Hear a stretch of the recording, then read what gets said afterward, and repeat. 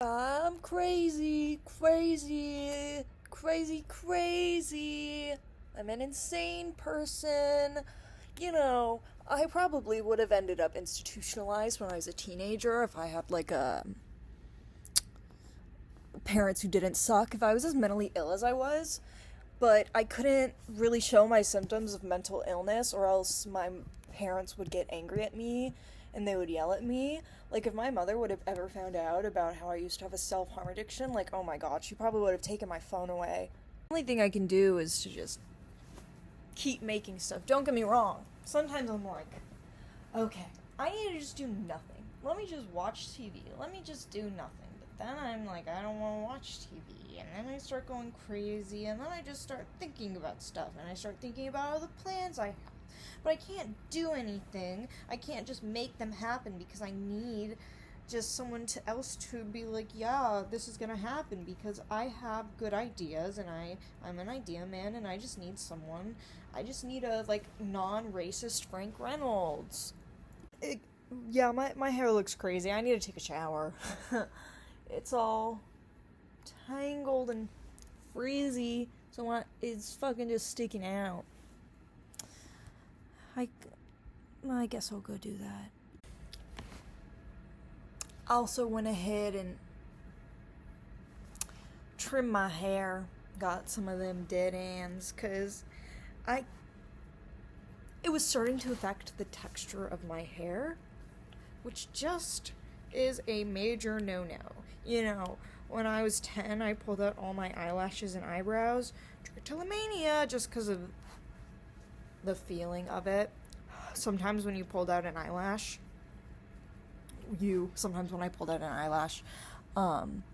the end of it, the tip of it, would have this little black goo on it, and then I was just like, whoa. So maybe that was a liquid eyelash. I'm a lot like that autistic TV fictional character. Less Sheldon Cooper, more Abed Nadir. But all of these people, all of these white girls who are like, I love nerds, I want a Spencer Reid. Well, they only actually want Spencer Reid specifically. They like the fact, they're like, oh my gosh, I love he's a weirdo. I love that he's a weirdo. But then whenever someone acts like these autistic people on TV do in real life, if they don't like the way that they look, then they just start being ableist little pieces of shit. And then they when they say that they want someone autistic, they only look at the positive traits, and they don't think about the challenges that come with being that autistic, that weird. And then they're only thinking about how you are making their life more complicated. And people think that the goal of recovery and the goal of healing from literally anything is to become normal, when the point is to become healthy, to become happy. I'm an insane person. I'm crazy. I do crazy things all the time, but I'm having a great time. I'm just doing whatever I want. Yeah, everything I do is absolutely bananas, but I'm gonna do it anyway, because I'm having a good time, because nobody can stop me. I don't get the point of sending hate online, because you could leave a hate comment. You could dislike this video. What do you think that's gonna do? Nothing.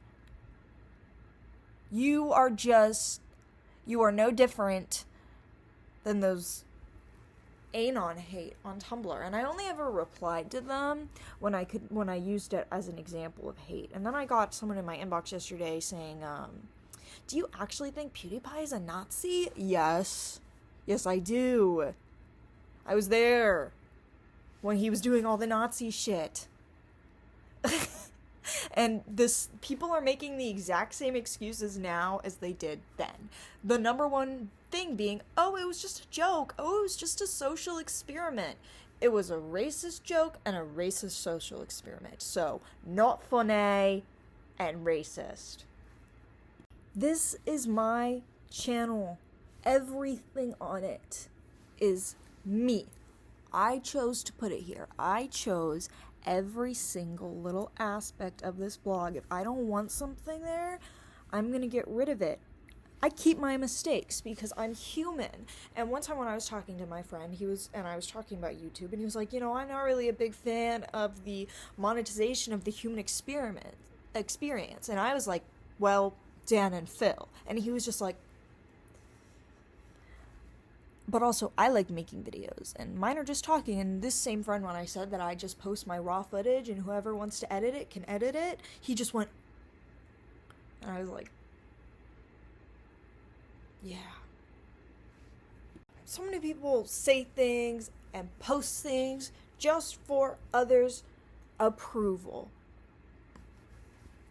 But isn't the point of speaking for it to be your thoughts and your words?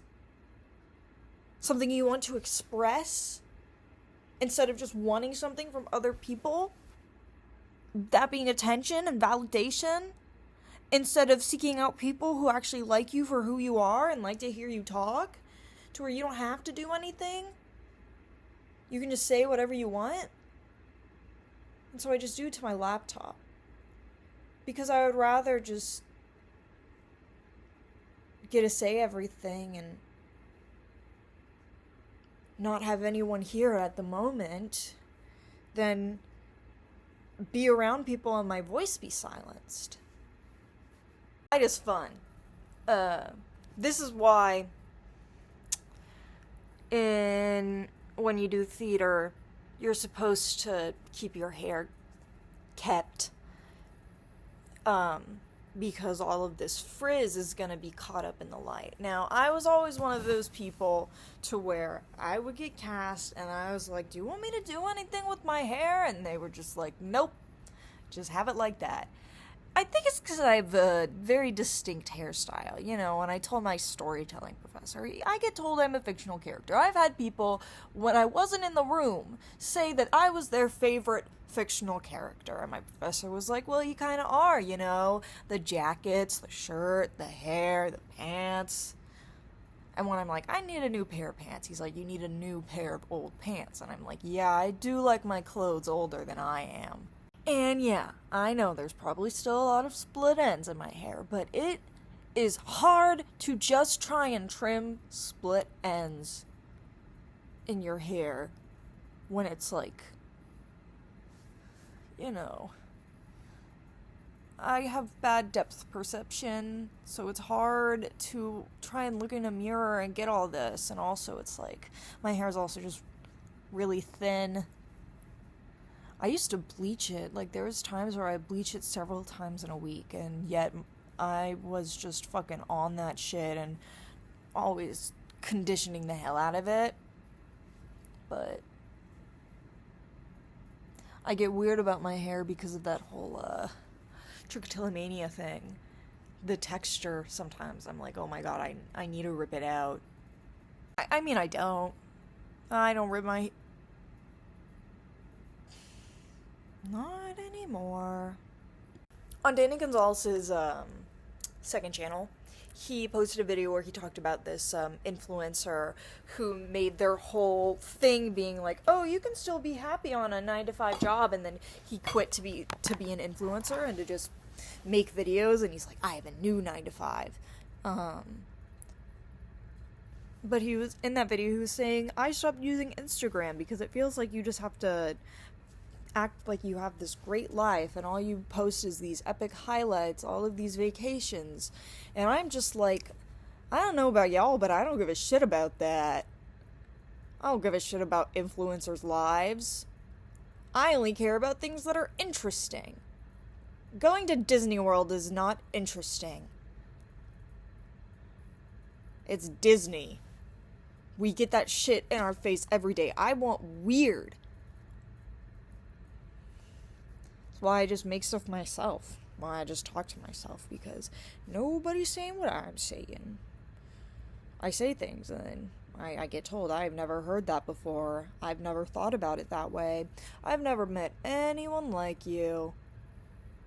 I'm the weird autism stereotype. Shout out to the people who relate to that. But I'm not a man.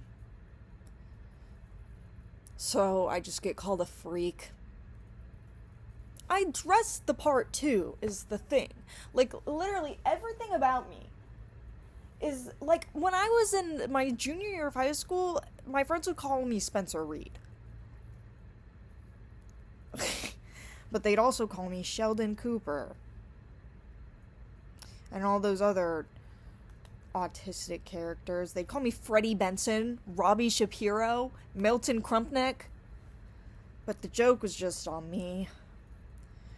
Because everybody who got made fun of or had low self-esteem made fun of me because I was trans, which meant that everybody just was naturally, not naturally, but they did not like me. And it's such a complex thing. And it always comes back to being trans. It always does. But these people don't understand that. It's not all about being... Why is everything about being queer? Why is everything about being autistic? Because that's who I am. Everything in my life is impacted by it. You've got to stop even just, like, trying to give me hate. To bring your negativity here. Because I don't care. Nobody can control me. Nobody can make me not like myself. My mother couldn't. Mean gay cunts, little bitchy theater kids couldn't. League of Legends players couldn't. Those bitches are mean. I went to his magnet school. You got made fun of for having good grades if you were in the for having bad grades if you were in the magnet program. You know, Phil will talk about how you would get a try hard if you did good in class. And, now it's, like, cool to be academically successful. But I don't think you guys understand the gifted kid of if you do bad, if you aren't academically smart, you get bullied. You get made fun of. You get made fun of for having bad grades. The people with good grades are bullying people.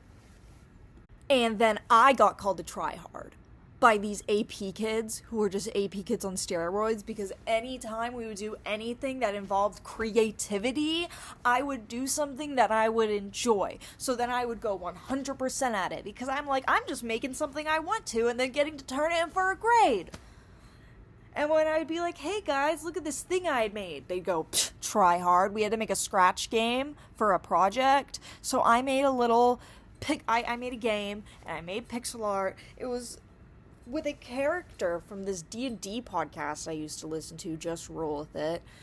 Don't go, oh, Just Roll With It mention, because I don't like it anymore, because I have personal beef with Bisley, who was one of the people on it from when the fandom was really small. It's really not that big of a deal, but I just have beef.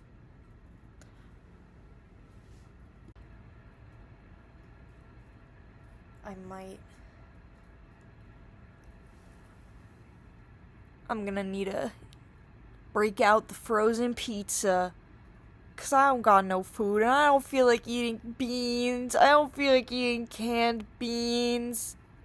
And I have some salami and some turkey. Did I use the last of my bread? I think I might still have one sandwich left.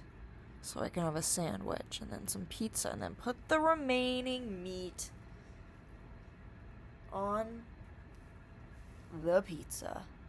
What's it like being an insane person?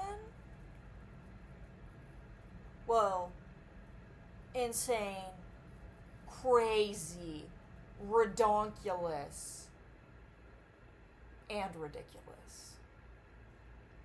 A fifth descriptor?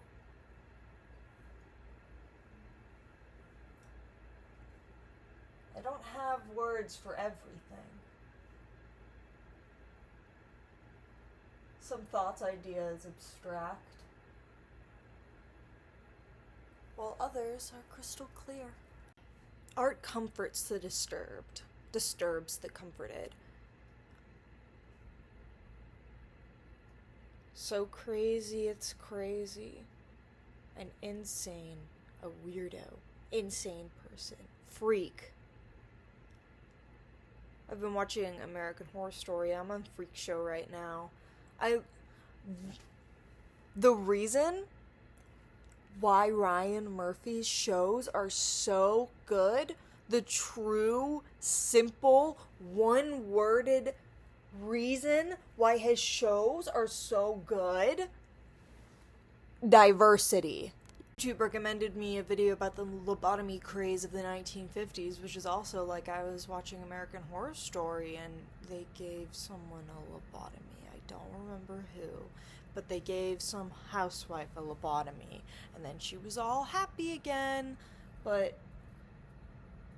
you know, I definitely, if I were in the 1950s, they would have lobotomized my ass, especially the fact, like, if it was the 1950s and lobotomy was an accepted practice, it won the 1948-1949 Nobel Prize for Medicine. Oh, 100% my mother would have lobotomized me. She only ever cared about talking to a doctor about my neurodivergency when I had a C in AP Physics, and then once I got a B, she was like, why would you need an ADHD diagnosis? Why would you need that? Why would you want to go to a doctor? So she just wanted to fix me, to make me, yeah. And she'd be like, what kind of parent would want a rude child like you? Oh, so she didn't want me. She would have lobotomized me. You know, TikTok culture, all that shit. People think that they're the judge. They're the judge on what other people make. They think they decide what should be kept up. They think they decide what deserves love. No. I'm posting it because I want to. If you don't like it, I don't give a shit. You shouldn't give a shit. You should just be excited when there's people who like what you do, because you're making it for you. Glee is like if It's Always Sunny in Philadelphia was made for women. Kirk, Spock, and McCoy are like if you took Sherlock Holmes and Watson and turned them into a throuple. It ain't American Horror Story if it don't got Evan Peters in a throuple. Me and my Tyler's professor, you know, we clash sometimes because I want to do whatever I want and he wants to have some sort of order and cohesion.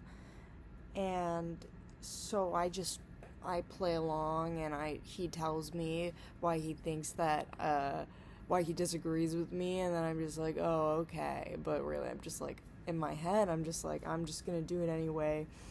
But to be able to do whatever you want without getting caught in a lie is to just not say anything about it. Showcase, the theme was Pulp Fiction, and then the poster was minimalistic, and I was just like, oh my god, this was all picked by straight men. I have never seen Pulp Fiction. The closest I have ever come to watching Pulp Fiction is Community. Same with the dinner, whatever. All of those movies, all of those mainstream pop culture references, I know through TV characters talking about them. I learned who Janis Joplin was through Jackie Jormp Jormp and 30 Rock. Although I found out about Captain Beefheart on my own by just listening to music. And then when I was rewatching 30 Rock, Jack mentioned Captain Beefheart in an episode, but when we're doing our photo shoot for the promo pictures, apparently when I was like standing there, one of the people from my troupe was sitting there and was like, why is this person like one of the most photogenic people I've seen? And apparently it's like proportion and symmetry wise, and one of my eyes is a little more dilated than the other.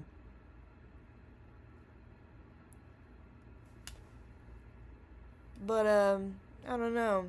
I guess I like looking at myself in on my laptop on camera because I've kind of been living here in front of a camera in the way that you would watch a show from the early 2000s and it would show someone vlogging, talking to their laptop. I'm doing that. And I'm so influenced by TV. There is a level of performance in what I'm doing. I can be theatrical at times. There's musical theater kids, pretentious acting kids, Shakespeare kids, avant-garde improv kids. I'm a mix of a lot of Shakespeare. Shakespearean English actually comes really easy to me. I was watching Malcolm in the Middle months ago, and it was the episode where he's Puck in a Midsummer's Dream. And the kid who was playing Puck was fucking struggling to read that Shakespeare, and then Malcolm just does it really easily. And then I watched Star Trek, and they did Macbeth, and I was like, theater kids used to be, you were just really obsessed with Shakespeare. And then it became, you're really obsessed with, I don't know, it was in like the early 2000s, but then Hamilton did irreparable damage on pop culture. I mean, it did a lot of good things, but musical theater has started to be rooted in musical theater, so we're getting nobody's looking at the source material. There's people who can't even read a line of Shakespeare. But they love their musical theater. They love it, and they think it makes them better than everyone else. And if you're not able to sing or dance, you are worthless to them. And a lot of the times,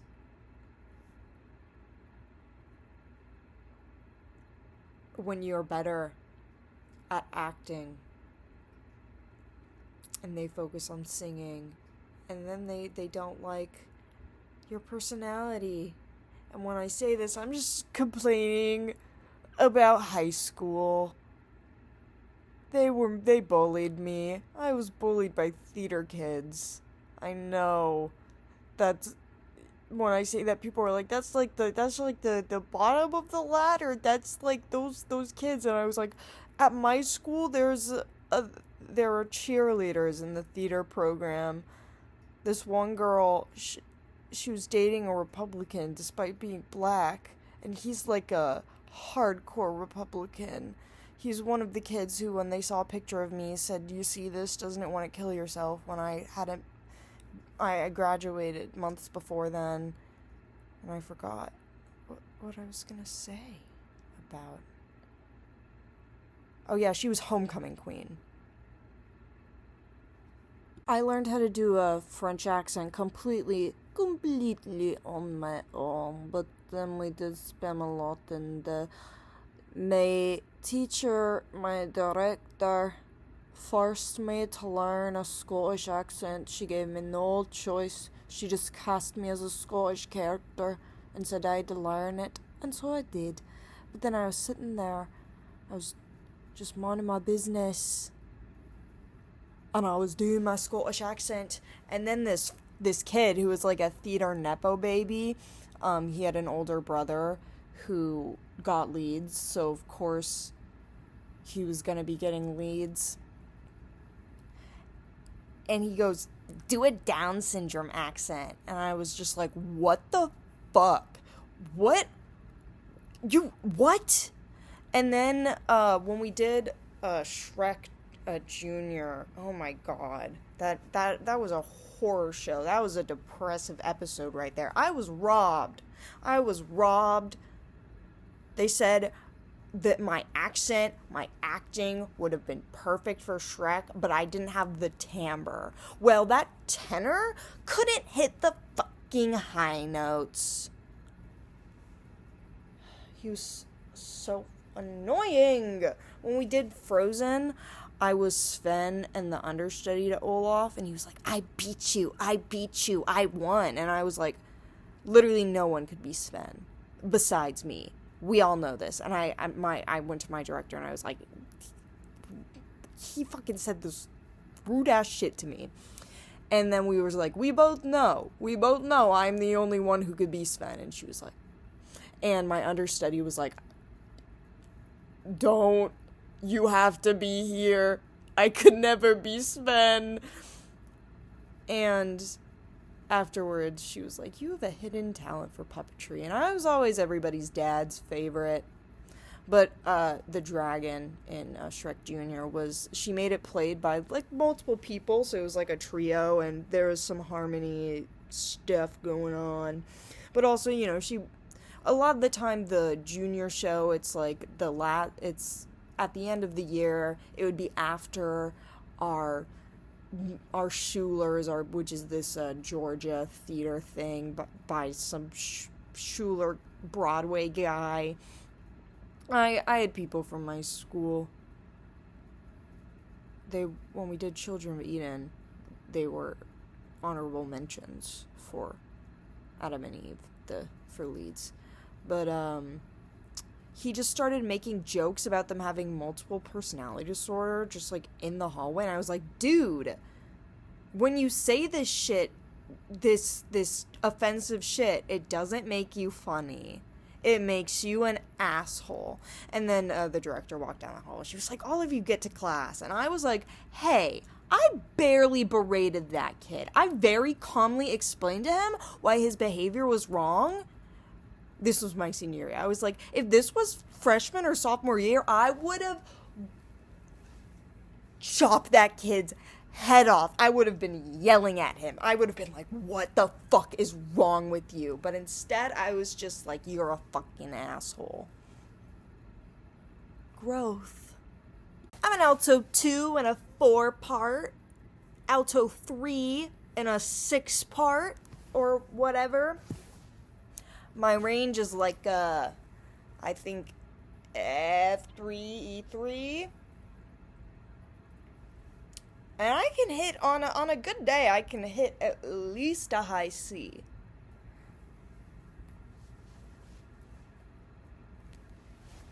But I'm an alto. I have never sang soprano. I mean, I could. It's just like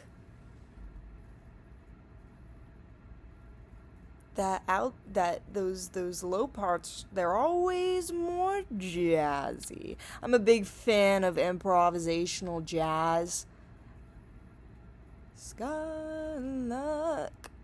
I sang that song once. That's not improvisational jazz.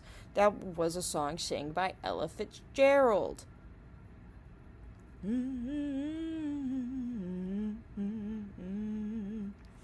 Won't you tell me where my love can be?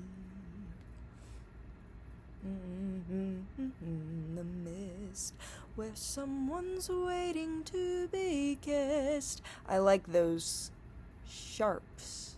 My Tyler's professor was always like, when we get to every showcase and I talk about music, he's like, are you gonna sing? Are you gonna sing? Because it's all of these theater kids. So it's like they're a lot of the time they want to show off their talent so much. And he's like, yeah, really, if you're going to perform, you're going to perform. But it's like, I'm not, I was less of a performer. Just like, I just enjoyed acting. I just like playing pretend. I just like role play. Like, that's what acting is. But so many people, they like to perform, so they just want the attention. They want to do what people will like. But I sometimes, if I'm performing, it's a show for myself, for my own personal interest. This video is probably going to be long because I just won't shut the fuck up. I've just been recording things and then too lazy to edit the video, so I've just been storing them, and I have a couple videos. I have one where I talk about Ryan Murphy shows, specifically how I've started watching American Horror Story.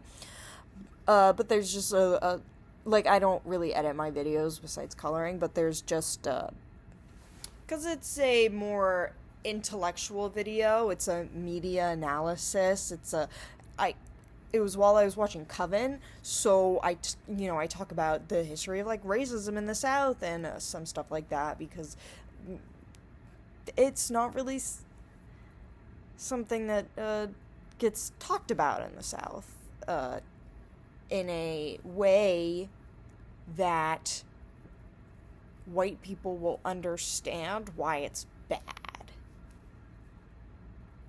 When I did my story about losing my cat and getting lost in the woods looking for her up in Pettigene Performance Festival, I had a lot of people afterwards saying, like, I loved it. It was so refreshing. It was this stream of consciousness.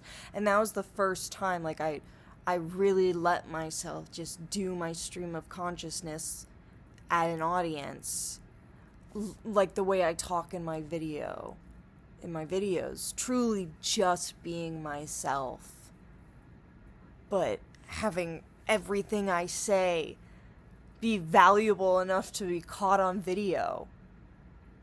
Like, it's like an in-person video, and I want to do stuff with a projector, and I was like, we can have good lighting and stuff, but also, if we have a projector, then I can project a video of Dan and Phil as my proof to all of these insane things I'm saying, because I'm perfectly fine saying the insane stuff. It's just I can't tell it to my professor until Dan and Phil give me proof that they saved me. Even if they don't actually want to save me, I still at least need that video. I need to make him think that they will save me, even if they just help me find someone to save me. That is essentially saving me. You have to understand, I only say these crazy things because if you're like, there's no way we can do that, I'm like, plan B, plan infinity. I'm watching Markiplier. I've just been in a Markiplier mood.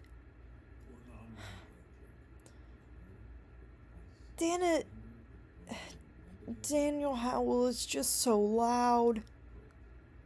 And I want to sleep.